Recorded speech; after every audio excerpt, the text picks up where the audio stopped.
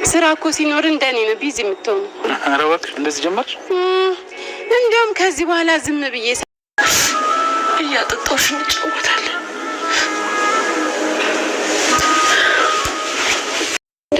ግን ደግሞ መጸለይ እንጂ መጨናነቅ መፍትሄ አይሆንም። እሺ አመሰግናለሁ። ለምኑ? ላደረግሽልኝ ነገር ነው። አረ ችግር የለውም። ባይሆን ግን ትንሽ ኒናን እሷን ይቅርታ ጠይቂያት። እሺ በቃ እኔም ቤቴ ልሂድ። በቃ ደክሞታል። እዚሁ እንብላ።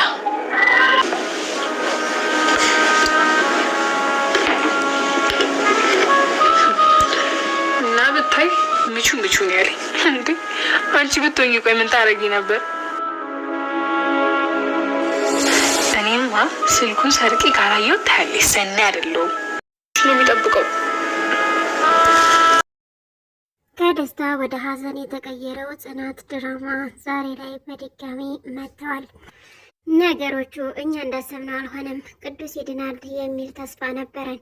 ነገር ግን ቅዱስ የተመታው ከባድ ስለሆነ ወደ ውጭ ሀገር ሄዶ እንዲታከም ተደርጓል። ልጅ በማጣትም ተቸግረው የቆዩት ባልና ሚስቶቹ ናሆም እና ምሩ ነበሩ። ናሆም እና ምሩም እንግዲህ ምሩ ስታረግዝ እጅግ በጣም ደስተኛ ሆነው ነበር። ነገር ግን በዛሬው ዕለት ያልታሰበ አደጋ ደርሶባታል። ይህንም ደግሞ በድንጋጤና እንዲሁም ደግሞ በህመሟ ምክንያት ልጇ ልታጣ ችላለች። ልጇንም ከማጣቷ እራሷም ብዙ ነገሮችን ለመርሳትና ወሬም ለማውራት አልቻለችም። ሰላም ጤና ይስጥልኝ ውድና የተከበራችሁ ተመልካቾች እንዴት አላችሁ? እግዚአብሔር ይመስገን እኔ በጣም ደህና ነኝ። በያላችሁበት ሰላማችሁ ይብዛ እያልኩ ዛሬ ደግሞ ጽናት ድራማ ክፍል 189 ይዤላችሁ መጥቻለሁ። እስከ ቪዲዮ ፍጻሜ አብራችሁ ይቆዩ። ለቻናሉ አዲስ ከሆናችሁ ሰብስክራይብ፣ ላይክ፣ ሼር በማድረግ አበረታቱኝ። የኪራና የጽናት ሰርግ እንግዲህ ብዙ ነገሮችን ቀያይሯል። የምሩ ልጅ እንዲጠፋ ምክንያት ሆኗል። እንዲሁም ደግሞ ቅዱስ በጥይት ተመቶ ወደ ውጭ ሀገር ሄዶ እንዲታከም ከሀገር ወጥቷል። የቅዱስም አፍቃሪ ሰላም ቅዱስ የት ነው ያለው አምጡት እያለች ትገኛለች። ለብቻዋ መንገድ ለመንገድ በትዝታዎች እየናወዘች ትገኛለች። ነገሮች ተቀያይረዋል። ኪያና ኪራ አንድ ቢሮ መስራት ጀምረዋል። ኪያም ወንድሜ ብትለው አይ አሰሪሽ ነኝ፣ እዚህ አለቃሽ ነኝ፣ የቤት ደግሞ ወንድምሽ ነኝ በማለት ይነግራታል። እሺ አለቃዬ በማለት ነበር ነገሯን የቀጠለችው። እንዲሁም ደግሞ ኪራ እጅግ በስራ ስለተወጣጠረ ቤቱንና እንዲሁም ደግሞ ፍቅረኛውን ችላ እያለ ይገኛል። እንዲሁም ስራ እንድታግዝ በማለት ያስገቧት ትንሿ ዛሬ ላይ ጽናትና ኪራ ትምህርት ቤት አስገብተዋት የማታ እየተማረች ትገኛለች። እሷም ጥሩ ቤተሰቦች ገጥመውኛል፣ አሁን ላይ ትምህርት መማር አለብኝ፣ እነሱ ባይሆኑ ማን ያስተምረኝ ነበረ እያለች ትገኛለች። እንግዲህ ትንሿን ያፈቀረም ኢዛና ነበረ። ኢዛናም እንግዲህ በመንገድ እየጠበቀ አፍቅሬሻለሁ፣ ወድጄሻለሁ እያለት ይገኛል። እሷ ግን እንደዚህ መሆን የለበትም፣ ታስመሸኛለህ፣ ልቀቀኝ እያለች ትገኛለች። ምን ችግር አለው ከትምህርት ቤት አርምሽቼ ነው የወጣሁት አታያቸውም ወይ በማለትም ጠይቋን ነበር። ስራ ቀጥረው የማታ እያስተማሪ ነው። ስለዚህም በእነሱ ላይ ክፋ መስራት አልፈልግም፣ ይህም ሲበዛብኝ ነው፣ አሁን መሄድ አለብኝ በማለት እንግዲህ እንደሚወዳት ይነግራታል። ዝም ብለሽ ነው እንደምትሄጂው ቻዋቴኝም በማለት ቢነግራትም እሷ ግን መንገዷን ነበር የቀጠለችው። ትንሿ እንግዲህ ልክ እንደ ስሟ ትንሽ ናት። ኢዛና ግን በፍቅሯ ክንፍ ብሏል። እሺ በቃ ሂጂ፣ ስትመጪ እዚህ እጠብቅሻለሁ በማለት ነበር የነገራት። አንቺን በመጠበቅ አልሰለችም በማለትም እንግዲህ በማግስቱ ማግኘቷት ነበረ። ቆይ ምንድን ነው የምትፈልገው? ደግሞ ጠጥተሃል በማለት ትነግረዋለች። አዎ ባንቺ ጉዳይ ነው የጠጣሁት፣ ግን ለምንድን ነው የማትረጅኝ? እወድሻለሁ እኮ ይላታል። እሷም አይ አሁን ለማንኛውም ቻው መሄድ አለብኝ ትለዋለች። ዝም ብለሽ ነው የምትሄጂው? አስቲ ቀፊኝና ቻው በይኝ ይላታል። እሷም ከሄደች በኋላ ተመልሳ መታ ነበረ አቅፋ ቻው ያለችው። በሌላ በኩል ደግሞ ምሩ ናት። ምሩ እንግዲህ ራሷን ስታ መውደቋ ይታወቃል። ይህም ደግሞ በቅዱስ መመታት ነበረ። ከቀኑ ከሰርጉ ላይ በጣም ደክማ ስለነበረ እዛው በተቀመጠችበት ከሙዚዎች ተለይታ እንደገና ቅዱስ ሲመታ እጅግ በጣም በመደንገጧ ልጇም ሊጠፋ ችሏል። እሷም ደግሞ አደጋ ላይ ትገኛለች።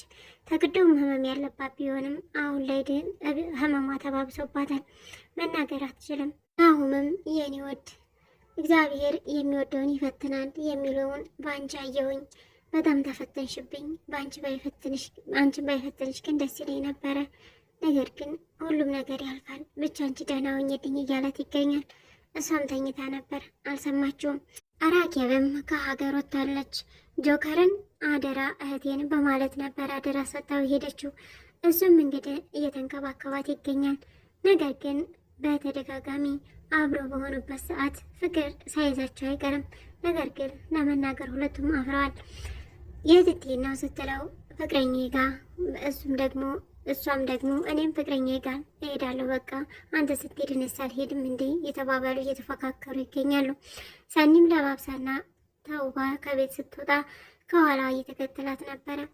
እሷም ግን እንደዚህ ስለው ዝም ብሎ ነው እንደሚሸኘኝ፣ ቢያንስ አይከተለኝም፣ የሆነ ነገር አያደርግም እያለች ለብቻ መንገድ ላይ ቆማ እያወራች ነበረ። ነገር ግን አይ እስኪ ምን እያደረገ ይሆን ተመልሼ አሁን ሄጄ አየዋለሁ በማለት ወደ ቤት ልትመለስ ስትል ከኋላዋ እየተከተላት ስለነበረ ዞር ስትል ታየዋለች። መታል እንዴ ትለዋለች።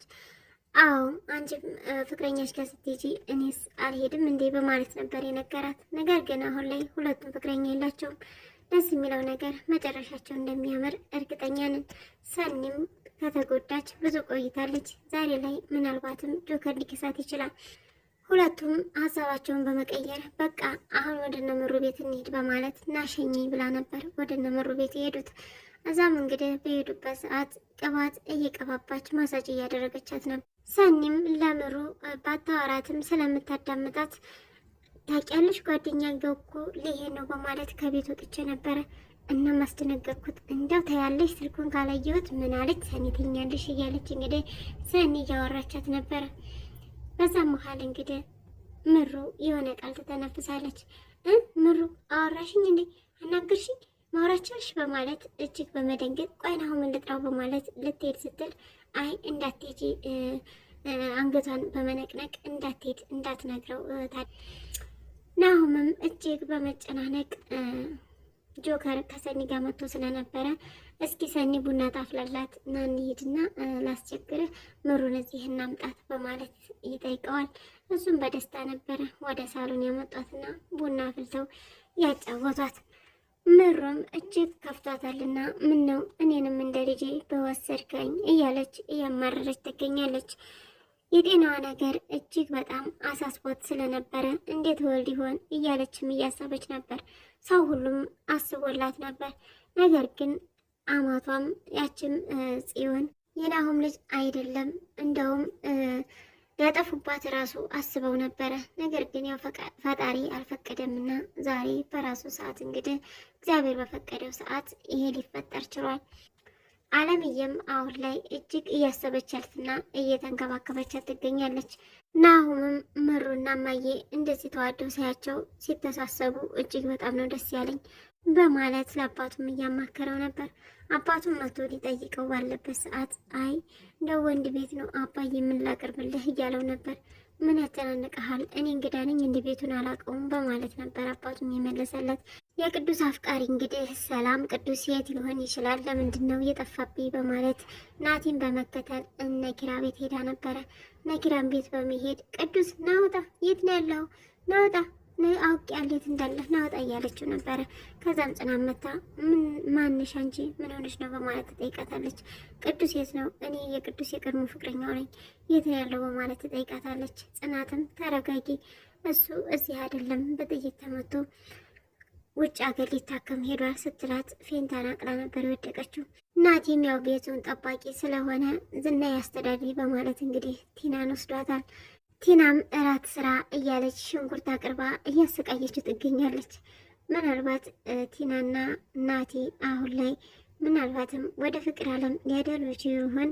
እንግዲህ ይህ አጋጣሚ ለቲናና ለናቲ ጥሩ አጋጣሚ ነው። ኪራም ማታ ውጭ ጋብዝሻለሁ በማለት ውጭ እራት እንደሚበሉ ቃል ገብቶላት የሄደው ኪራ ከስራ ሲመጣ እጅግ ስለደከመው ገብቶ ነበረ እየተኛው። እሱም እራት በልተሃል እንዴ ስትለው አይ አልበላሁም ግን አራበኝም እየጠበቅሽ ነው እንዲህ ቢላትም አዎ እየጠበቅኩ ነው ትላለች። በቃ ቅርቢ ልብስ ቀይሬ እመጣለሁ ሲላት እንደዚህ ሁኚ ትለዋለች። እሷ እራት ውጭ እንዲሆኑ እያሰበች ነበር።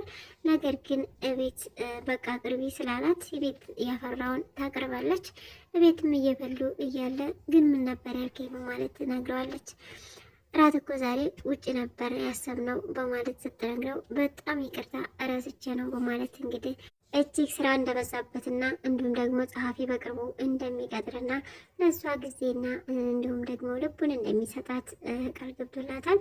ኢዛናም ጥንብዝ ብሎ በመስከር ወደ ቤት መጥቷል። ማለትም ወደ ነኪራ ቤት። ትንሿም እንግዲህ በር ከፍታ አስገብተው ነበረ። ሳሎንም እንግዲህ ሲያወሩ ሲሰማ ጽናት ትመጣለች።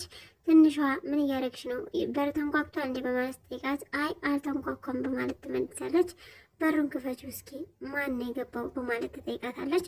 ነገር ግን ትንሿ በሩን ላለመክፈት እዛው ፎጣውን ይዛ ቆማ ደንግጣ ትገኛለች። ምናልባትም በሶፋ ስር ተደበቀችው ጽናት ላታዩ ትችላለች። ተመልሳም በር በከፍትላትም ተመልሳ ትወጣለች የሚል ሀሳብ ነው ያለን። እንግዲህ በቀጣይ ቪዲዮ ደግሞ እንደሚፈጠር ተከታታይ የማቀርብላችሁ ይሆናል። እስካሁን አብራችሁ ስለቆያችሁ እጅግ በጣም አመሰግናለሁ። ለቻናል አዲስ ከሆናችሁ ሰብስክራይብ፣ ላይክ፣ ሼር እያደረጋችሁ አበረታቱኝ። መልካም ጊዜ። ሰላም ለሀገራችን፣ ሰላም ለሕዝባችን።